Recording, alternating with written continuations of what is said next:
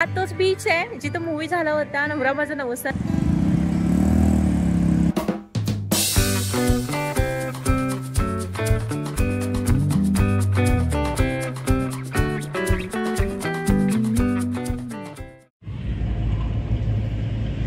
तुम्ही सुखाने जगा इतरांना सुखाने जगू द्या. हो हो. नमस्कार मंडळी, आमच्या चॅनलमध्ये तुम्हा सगळ्यांचं खूप खूप स्वागत आहे. तर आज आहे दिवस दुसरा आणि आम्ही जात आहोत गणपतीपुळ्याला. गणपतीपुळ्यावरून आम्ही जाणार आहोत कोल्हापूरला आमच्या गावी. आणि ह्याच्यामध्ये घडणाऱ्या साऱ्या छोट्या मोठ्या गोष्टी असतील, आमचे फॅमिलीसोबत घालवलेले क्षण असतील, ते आम्ही तुमच्याशी शेअर करत राहूच. त्याचबरोबर जर तुम्ही आमच्या चॅनलवर नवीन असाल तर नक्की सबस्क्राईब करा, लाईक करा, शेअर करा आणि हो, महत्त्वाची गोष्ट म्हणजे कमेंट करायला अजिबात विसरू नका.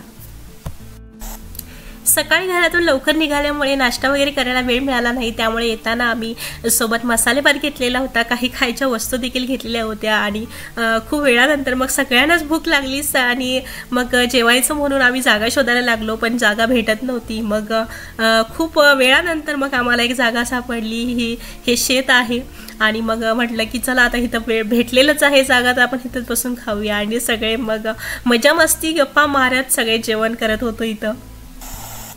जेवण वगैरे झाल्यानंतर मग आम्ही आमच्या पुढच्या प्रवासाला निघालो. पुढे गेल्यानंतर थोड्या वेळानंतर मग आम्ही एका ठिकाणी थांबलो ऊसाच्या गाड्याजवळ, कारण मध्ये मध्ये ब्रेक घेत घेत आम्ही जात होतो.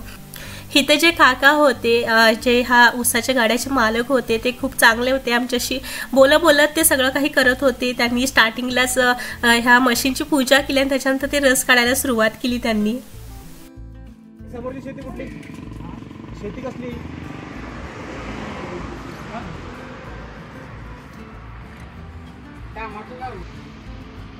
मंडळी आता आम्ही थांबलोय रस प्यायसाठी.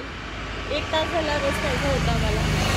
घेतलेले छान अशी सुंदर जागा आणि तिथं फ्रेश एकदम ज्यूस बनवून देत आहेत. पूर्ण फॅमिली बसलेली आहे.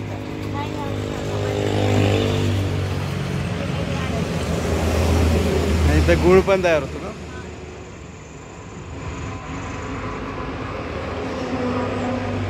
हा म्हणजे काय बोलत होता? इथे पाठीमागे गोठा आहे. हां हां स्मेल वगैरे वास मस्त असते गावठी. हां येस. तिकडे लिंबू वगैरे टाकून देणार ते आपल्याला वगैरे काय का ते पण टाकणार आणि पण टाकणार.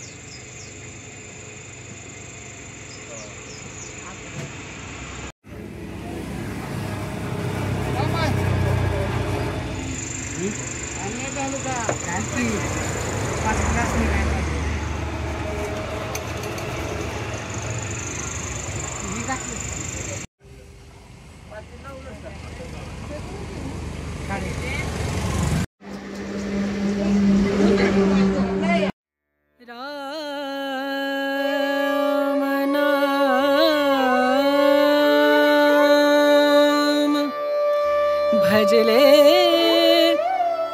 राम नाम सुखधाम, भजले राम नाम सुखधाम, भजले राम नाम सुखधाम.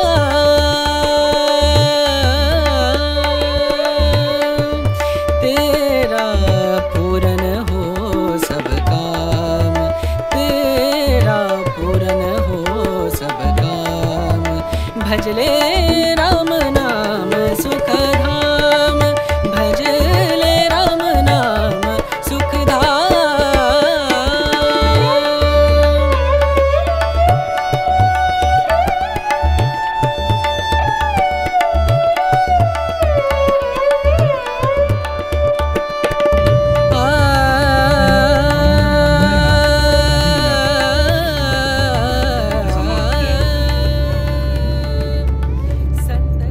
पुणे ते गणपतीपुळे म्हणजे जवळपास 6 ते 7 तासाचं अंतर.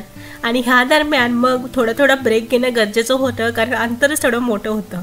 मग आम्ही एका ठिकाणी थांबलो. त्या गावाचं नाव होतं तळेकोटे आणि तिथं श्री दत्त मंदिर देखील होतं. तिथं छोटासा टी स्टॉल पण होता. मग म्हटलं की थोडासा चहा घेऊया, फ्रेश होऊया आणि मग पुढचा प्रवास आपण करू.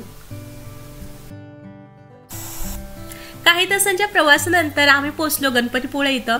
आणि गणपतीपुळ्याला आल्यानंतर सगळ्यात पहिली गोष्ट ही म्हणजे राहायचं कुठं, हा खूप मेन प्रश्न होता. पण ह्याच्या आधी आम्हाला थोडीशी कल्पना होती, कारण आमच्या सोसायटीमध्ये राहणाऱ्या वर्षा काकी ह्यांनी इथं आधीच भेट दिलेली होती. त्यामुळे इथला सगळा आजूबाजूचा परिसर त्यांच्या परिचयाचा होता, सगळी माहिती त्यांना होती.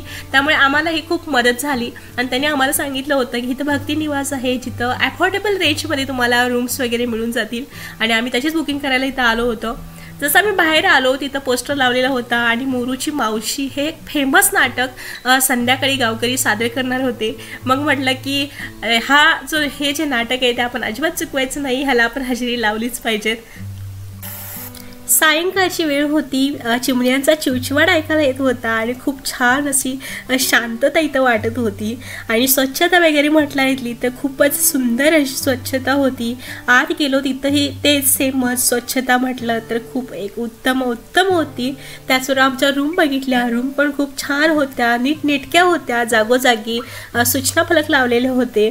त्याचबरोबर इथला पाण्याविषयी जर बोलायचं म्हटलं तर सकाळी आंघोळीसाठी गरम गरम पाण्याची पण इथं व्यवस्था होती. मंडळी आता आम्ही आलेलो आहोत बीचवर. आणि इथं हा तोच बीच आहे जिथं मूवी झाला होता नवरा माझा नवसाचा. आणि आता आम्ही चाललो आहोत मंदिरकडे आणि मंदिरमध्ये दर्शन वगैरे घेऊन, म्हणजे बाहेरूनच घेणार आहोत आज. आणि उद्या जे आहे ते आम्ही मग काकड आरतीसाठी जाणार आहोत आणि ते मी तुम्हाला उद्या दाखवणारच आहे. आणि आता आम्ही म्हटलं की आता खूप लेट झाला आम्हाला यायला, आणि आता आम्ही म्हटलं की मग थोडंसं बीच एन्जॉय करूया. वाटे मी तुम्हाला दिसतोय सनसेट सुंदरसा होत आहे. चला मी दाखवते तुम्हाला म्हणजे आम्ही काय काय धमाल करणार आहोत. आजची सायंकाळची वेळ खूपच अविस्मरणीय अशी होणार होती. समुद्रकिनारी हलक्या वाऱ्याची झुळझुळ आणि नारळाच्या झाडांचा सळसळता आवाज वातावरणात एक अनोखी शांती निर्माण करत होता.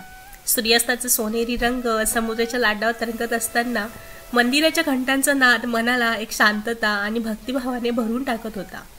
ह्या गणपतीपुळ्याच्या सायंकाळचा क्षण म्हणजे एक जादुई अनुभवच होता, शांत, सुंदर आणि आत्म्याला स्पर्श करणारा.